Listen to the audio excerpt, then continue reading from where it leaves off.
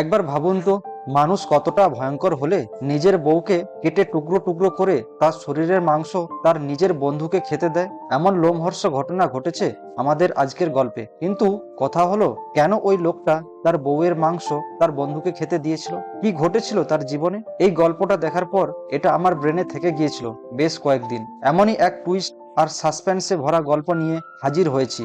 আজ গল্পটিতে এমন কিছু বিষয় আছে যা আপনার রাতের ঘুম হারাম করে দিতে পারে। তো বন্ধুরা, শক্ত হয়ে বসে পড়ুন। শুরু করছি গা হিম করা এক গল্প। শুরুতেই কেরালার একটা ছোট্ট গ্রাম দেখা যায়। এই গ্রামের নাম হলো কুচিয়া। এই গ্রামটা শহর থেকে অনেক দূরে দুর্গম পাহাড়ি এলাকার ভিতরে ছিল। একদিন দেখা যায় ওই গ্রামে একটা কুকুর একটা পলিথিনের ব্যাগ দেখে সেটা কামড়াতে থাকে। কুকুরটা যেই প্লাস্টিকের ব্যাগটা ওখান থেকে সরিয়ে ফেলে, তখন সেখানে মানুষের একটা পা বেরিয়ে আসে। মানে কোনো মানুষকে হত্যা করে তার পা কেটে কেউ পলিথিনে মুড়িয়ে এখানে ফেলে গেছে। অবলা প্রাণী কুকুরটা প্লাস্টিকের ব্যাগটা মুখে নিয়ে চলে গেল। সেখানে ওই কাটা পা পড়ে থাকে। অন্যদিকে মধু নামের এই লোকটাকে দেখা যায়। মধু পুলিশ ডিপার্টমেন্টে চাকরি করে, আর কিছুদিন হলো তাকে একটা পাহাড়ি এলাকায় অর্থাৎ ওই পুচিয়া গ্রামে ট্রান্সফার করে দেওয়া হয়েছে। এবার সে তার ছুটি কাটিয়ে তার কর্মস্থলে ফিরে যাচ্ছিল।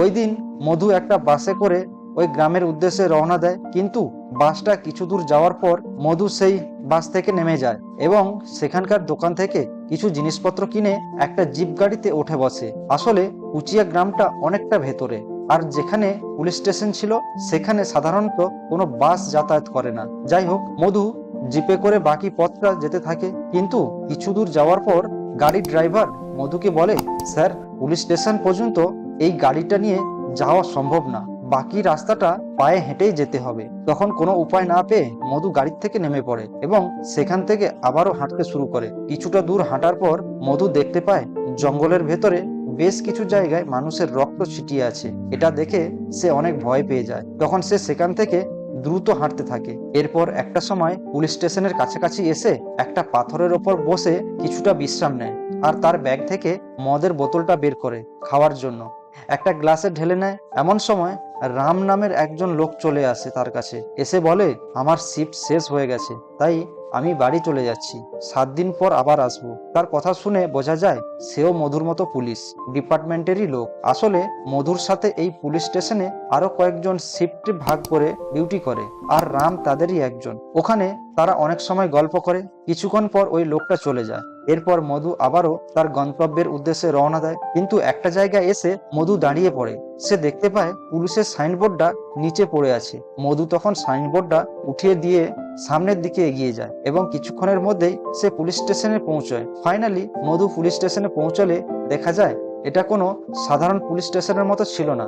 যেহেতু এটা একটা পাহাড়ি দুর্গম এলাকায় অবস্থিত, তাই এটা বাইরে থেকে দেখতে একদমই পুলিশ স্টেশনের মতো লাগে না। মধু যখন স্টেশনে ফিরে আসে তখন তার এক সহকারী বলে, স্যার, আপনি ফিরে এসেছেন, ভালোই হয়েছে। কাল আমার একটা বিয়ে বাড়ির দাওয়াত আছে।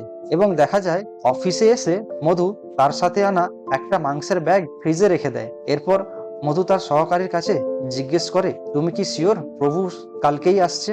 আসলে প্রভু হচ্ছেন আরেকজন পুলিশ অফিসার, যার কিনা মধুর সাথে এখানে ট্রান্সফার হয়েছে। তখন ওই সহকারী মধুকে বলে, আপনি কোনো চিন্তা করবেন না স্যার, প্রভু স্যার আমাকে বলেছে সে কাল সকালেই চলে আসবে। তো ওই দিন মধু আর ওই পুলিশ সহকারী একসাথে খাওয়া দাওয়া করে এবং একটু পরে মধু বিশ্রাম নেওয়ার জন্য ঘুমিয়ে পড়ে। কিছুক্ষণ পর মেশিনের শব্দে তার ঘুম ভেঙে যায়। এরপর মধু দুজনের জন্য চা বানিয়ে নিয়ে বাইরে এসে দেখে তার সহকারী মেশিনের সাহায্যে অফিসের সামনে থাকা ঘাসগুলো ছোট ছোট করে কাটছে। এরপর দেখা যায় মধু চা খাচ্ছে আর তার সহকারীর সাথে গল্প করছে। ঠিক ওই সময় একজন মহিলা তার 2 ছেলেকে নিয়ে এই পুলিশ স্টেশনের দিকে আসে। মধু তাদের দেখতে পেয়ে তাদের কাছে গিয়ে বলে, এটা পুলিশদের এরিয়া, সাধারণ লোকেদের এখানে ঢোকা নিষেধ। তখন ওই মহিলার বড় ছেলে বলে, স্যার, কয়েক বছর আগে আমার বাবা এখানে চাকরি করত, তাই এই এরিয়াটা একটু ঘুরে দেখতে এসেছি, কিছুক্ষণ ঘুরে দেখেই আবার চলে যাব।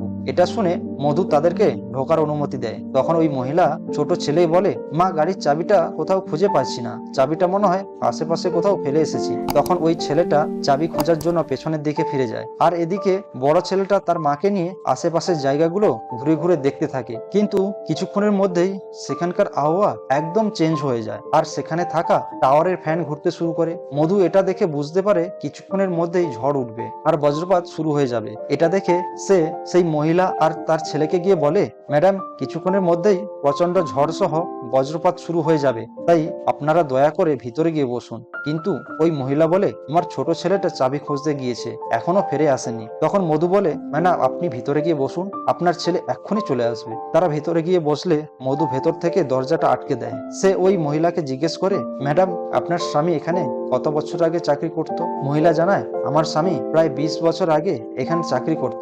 মহিলা মধুর সাথে গল্প করছিল, এরই মধ্যে খুব জোরে বজ্রপাত হয়। এর ফলে ওই মহিলা আর তার বড় ছেলে দাঁড়িয়ে পড়ে। তারা ভয় পেয়ে যায়, কারণ ওই মহিলার ছোট ছেলে তো এখনো ফিরে আসেনি। ওই মহিলা কাঁদতে কাঁদতে বলে, আমার ছোট ছেলে এখনো ফিরে আসেনি, আমি বাইরে যেতে চাই, নিশ্চয়ই ওর কোনো বিপদ হয়েছে। মধু তখন ওই মহিলার বড় ছেলেকে জোর করে ধরে রাখে আর ওই মহিলাকে বলে, আপনি দয়া করে বাইরে যাবেন না, কারণ বাইরে এখনো ভয়ঙ্কর ভাবে বজ্রপাত হচ্ছে, আমি বিষয়টা দেখছি। এটা বলে মধু জানলার কাছে গিয়ে দাঁড়ায়। এদিকে ওই মহিলার বড় ছেলে দরজা খুলে তার ভাইকে খোঁজার জন্য ছুটে যায়। মধু তখন ওই ছেলেটার পিছু পিছু বেরিয়ে পড়ে আর মধুর পিছে পিছে ওই মহিলাটাও বাইরে আসে ছেলেকে খোঁজার জন্য।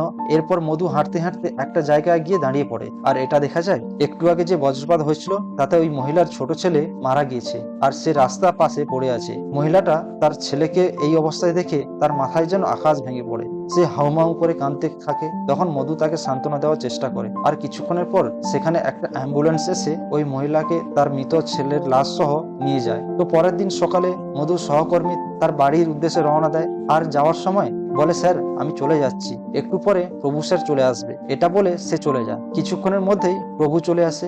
এখানে তাদের কোথা থেকে বোঝা যায় মধু আর প্রভু ছোটবেলা থেকেই বন্ধু, তারা একসাথে বড় হয়েছে, এমনকি একই জায়গায় চাকরি করছে। এরপর তারা বাইরে কাঁটাতারের কাছে একটা নষ্ট অ্যান্টেনা ঠিক করতে যায় আর সেটা ঠিক করার পর তারা দুজনে ভেতরে গিয়ে একসাথে খেতে বসে। তখন প্রভু মধুর রান্না করা মাংস খেয়ে বলতে থাকে, অসাধারণ রান্না করেছো তুমি। কিন্তু দেখা যায় মধুর সামনে মাংস থাকা সত্ত্বেও সে মাংস খায় না, মধু শুধুমাত্র কলা দিয়ে ভাত খেতে থাকে। তখন প্রভু বলে, মাংসটা রান্না আসলে অসাধারণ হয়েছে, তুমি একটু খেয়ে দেখো। কিন্তু মধু প্রভুকে বলে, আমি এখন খাবো না, আমার একটু পেট খারাপ হয়েছে, তুমি খেয়ে নে।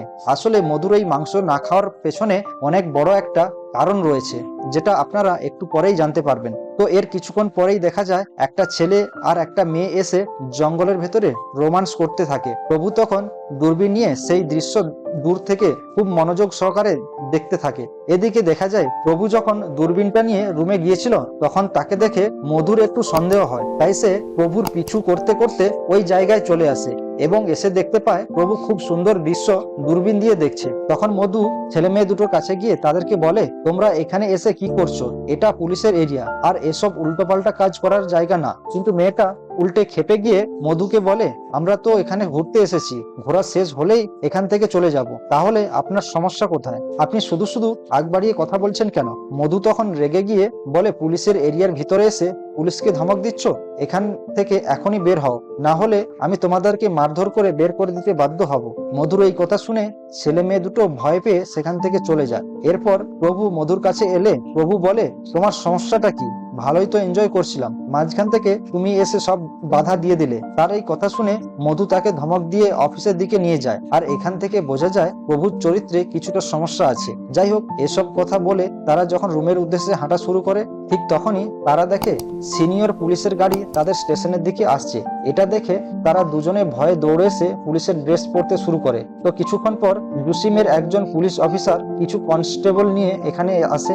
আসলে তারা এখানে একটা খুনের তদন্ত করতে এসেছিল। ঠিক তখনই ওই পুলিশ অফিসার জুসির ফোনে একটা কল আসে। সে তার ফোনে কার সাথে রাগারাগি করে কথা বলছিল। তখন জুসির ড্রাইভার মধুকে বলে, কিছুদিন আগে স্যারের ওয়াইফ তার এক বন্ধুর সাথে পালিয়ে গিয়েছে আর সেই কারণে স্যার প্রচন্ড রেগে আছে, তাই সে এখন তার লয়ারের সাথে এইভাবে কথা বলছে আর এই কারণে তার মেজাজ সবসময় গরম থাকে, যার কারণে সে নিজের রাগ অন্যের ওপর ঢালে। এর কিছুক্ষণ পর একটা ইমার্জেন্সি কল আসায় সেখান থেকে তারা সবাই চলে যায়। অন্যদিকে দেখা যায় মধু আর প্রভু রুমে বসে একসাথে কার্ড খেলছিল। ঠিক তখনই ওয়াকি টকির মাধ্যমে শুনতে পায় স্টেশনের পাশেই একটা কাটা হাত পাওয়া গেছে। এসব শুনে প্রভু বলে, এমন জঘন্যভাবে মেরেছে, তাহলে নিশ্চয়ই লোকটা অনেক ভয়ঙ্কর। তোমার কি মনে হয় মধু? মধু বলে, এটা জানার যদি আমার এত ইচ্ছে থাকতো তাহলে আমি ওই ঘটনার ঘটনাস্থলে গিয়ে তদন্ত করতাম, এখানে থাকতাম না। অন্যদিকে পুলিশ এই কেস ইনভেস্টিগেশন করতে নেমে পড়েছে। তারা খুঁজতে থাকে এটা কার হাত, কে এভাবে মেরেছে, কিন্তু ফরেনসিক টিম সেখানে কোনো ফিঙ্গারপ্রিন্ট খুঁজে পায় না, আর এর জন্যই তারা খুনিকে শনাক্ত করতেও পারে না। পরের দিন মধু আর প্রভু যখন খাবার খাচ্ছিল, তখন তারা ওয়াকি টকির মাধ্যমে শুনতে পায় আগের দিনে যেখানে কাটা হাত পাওয়া গিয়েছিল সেখানে বডির কিছুটা অংশও পাওয়া গেছে। এটা শুনে প্রভু বলতে থাকে এরা একটু ভালো মতো খেতেও দিবে না। তখন সে তার খাবার নিয়ে বাইরে কুকুরকে দিতে যায়, কিন্তু বাইরে গিয়ে দেখে ওই কুকুরগুলো মাটিতে কি যেন একটা খুঁড়ছে। বিষয়টা দেখার জন্য প্রভু সেখানে গিয়ে দেখতে পায় কুকুরগুলো মাটি খুঁড়ে একটা কাটা হাত বের করেছে। প্রভু এটা দেখে অনেক ভয় পেয়ে যায়। ঠিক তখনই পাশের ছায়া সে দেখতে পায় মধু তার দিকে বন্দুক তাক করে আছে। প্রভু তখন বুদ্ধি করে মধুর হাত থেকে বাঁচার জন্য বলতে থাকে এই কুকুরগুলোর খুব বাজে অভ্যাস হয়েছে, শুধু শুধু যেখানে সেখানে মাটি খুঁড়ে গর্ত করছে। এটা বলে সে হাতটা মাটি চাপা দিয়ে দেয়। এরপর সে ঘুরে দাঁড়িয়ে মধুর হাতে পিস্তল দেখে জিজ্ঞেস করে তুমি পিস্তল নিয়ে ঘুরছো কেন? মধু বলে আশেপাশে খুনিরা ঘুরে বেড়াচ্ছে, তাই পিস্তল নিয়ে নিজেকে রক্ষা করার চেষ্টা করছি। ঠিক ওই সময় দেখা যায় একটা জিপ গাড়িতে তাদের জন্য পানি নিয়ে আসা হয়। আসলে এটা অনেক দুর্গম এলাকা হওয়ায় আশেপাশে খাবার পানি পাওয়া যায় না, তাই প্রতিদিন গাড়িতে করে তাদের জন্য পানি নিয়ে আসা হয়। এই সুযোগে প্রভু বলে আমার পেটে একটু চাপ দিয়েছে, আমি ওয়াশরুমে যাচ্ছি। এই বলে সে ওয়াশরুমে গিয়ে ভাবতে থাকে যে হাতটা সে দেখেছে নিশ্চয়ই এই খুনটা মধু করেছে। প্রভুর চেহারা দেখে বোঝা যায় যে সে অনেক ভয় পেয়ে গেছে আর অনেক টেনশন করছে। এদিকে মধুর সন্দেহ করে যে হয়তো প্রভু তার সব সত্যটা ধরে ফেলেছে, এই কারণে সে প্রভুকে চোখে চোখে রাখার চেষ্টা করছিল। কিছুক্ষণ পর প্রভু ওয়াশরুম থেকে বের হয়ে আসে। এরপর সে তার ফোনে চার্জ দিতে থাকে। তখন মধু প্রভুকে বলে চলো আমরা কার্ড খেলি, কিন্তু প্রভু বলে আমার এখন ভালো লাগছে না, পেটটা কেমন যেন করছে। তখন মধু তার পকেট থেকে পিস্তলটা বের করে টেবিলে রাখে আর বলে তুমি বললে তো আমিও কার্ড খেলতে আসি। প্রভু মধুর কথায় ভয় পেয়ে তখন মধু তার পকেট থেকে পিস্তলটা বের করে টেবিলে রাখে আর বলে তুমি বললে তো আমিও কার্ড খেলতে আসি। প্রভু মধুর কথায় ভয় পেয়ে তার ফোনটা সেখানে রেখে কার্ড খেলতে বসে যায়। তারা কার্ড খেলতে শুরু করে দেয়। যখন তারা কার্ড খেলছিল তখন হঠাৎ করে রুমের বাল্বটিতে ডিস্টার্ব দিতে শুরু করে। এটা দেখে প্রভু বাল্ব ঠিক করার বাহানায় তার ফোনের কাছে চলে যায় এবং চুপি চুপি চার্জার থেকে তার ফোনটা খুলে সে পকেটে ঢুকিয়ে নেয়। কিছুক্ষণ পর মধু পেছনে তাকিয়ে দেখতে পায় প্রভু সেখানে নেই আর তার ফোনটাও নেই। মধু বুঝতে পারে প্রভু নিশ্চয় তার ফোন নিয়ে সুযোগ বুঝে ফোন করে সবাইকে তার কথা জানিয়ে দেবে। প্রভু যদি এটা করে মধুর অনেক বড় সমস্যা হয়ে যাবে, তাই সে প্রভুর পিছু পিছু আসে আর প্রভুকে বলে আমার ফোনের টাকা ফুরিয়ে গেছে, বাড়িতে একটা জরুরি কল করতে হবে, তোমার ফোনটা দাও। প্রভু ফোনটা না দিতে চাইলেও বাধ্য হয়ে তাকে দিতে হয়। এদিকে মধু ফোন করার বাহানায় প্রভুর ফোন থেকে সিমটা খুলে পাথরে ঘষে নষ্ট করে ফেলে। এরপর সেটা আবার আগের মতোই ফোনে সেট করে দেয়। কিছুক্ষণ পর প্রভু যখন সেখানে আসে মধু বলে তোমার ফোনে মনে হয় নেটওয়ার্কের প্রবলেম আছে, আমি তো ফোনই করতে পারলাম না। এটা বলে সে প্রভুকে ফোনটা দিয়ে দেয়। তখন প্রভু তার ফোনটা নিয়ে নেটওয়ার্ক চেক করে, দেখে যে মধু ইচ্ছা করে তার ফোনটা নষ্ট করে দিয়েছে। অন্যদিকে দেখা যায় পুলিশরা বলতে থাকে ওই মহিলার বডি পার্ট সবকিছু খুঁজে পাওয়া গেছে, কিন্তু একটা হাত এখনো পাওয়া যায়নি। সাথে তারা আবারও বলে ওই মহিলার বডি পার্ট সবকিছু খুঁজে পাওয়া গেছে, কিন্তু একটা হাত এখনো পাওয়া যায়নি। সাথে তারা আরো বলে ওই মহিলার চেহারা একদমই বোঝা যাচ্ছে না, তাই কিছুদিন অপেক্ষা করা লাগবে তার আসল পরিচয় জানার জন্য। শুধু তাই নয়, ওই মহিলার বডির সাথে পুলিশ একটা ফোনও পেয়েছে, তাই তারা সেটা ল্যাবে পাঠায় ফোনের কল লিস্ট, মেসেজ সবকিছু চেক করার জন্য। অন্যদিকে দেখা যায় প্রভু প্রচন্ড পরিমাণে ভয় পেয়ে যায়। সে শুধু ভাবতে থাকে সেখান থেকে কিভাবে পালাবে, কারণ মধু তাকে নিয়ে সন্দেহ করছে, যে কোনো সময় মধু তার ক্ষতি করে দিতে পারে। এজন্য প্রভু সুযোগ পেয়ে অকিটকির সিগন্যাল পুরোটা অফ করে দেয়, যাতে এলাকায় অকিটকির সিগন্যাল বন্ধ হয়ে যায় এবং এটা ঠিক করার জন্য সেখানে কেউ আসে আর এর ফলে সে পালিয়ে যেতে পারে। অন্যদিকে দেখা যায় অকিটকি বন্ধ হওয়ার কারণে সিনিয়র অফিসার যোশী এই স্টেশনের দিকেই আসতে থাকে। তাদের আসতে দেখে প্রভু অনেক খুশি হয়ে যায়। সে মনে মনে ভাবতে থাকে এবার হয়তো সে বেঁচে যাবে, কিন্তু মধু যখন বুঝতে পারে যে সিনিয়র অফিসাররা তাদের স্টেশনের দিকেই আসছে, তখন সে প্রভুর হাত পা বেঁধে নিচের জঙ্গলের মধ্যে ফেলে রাখে। কিছুক্ষণ পর যোশী এসে মধুর কাছে জিজ্ঞেস করে প্রভু কোথায়? মধু বলে স্যার একটু বাইরে হাঁটতে বেরিয়েছে। কিছুক্ষণ পর সিনিয়র অফিসার তার যোশী সেখান থেকে চলে গেলে মধু গিয়ে প্রভুর হাত পা খুলে দেয়, কিন্তু প্রভু সুযোগ বুঝে পালিয়ে যাওয়ার চেষ্টা করে। সে প্রাণপণে দৌড়াতে শুরু করে। প্রভু দৌড়াতে থাকে, এদিকে মধু তার পিছু পিছু ছুটতে থাকে তাকে ধরার জন্য।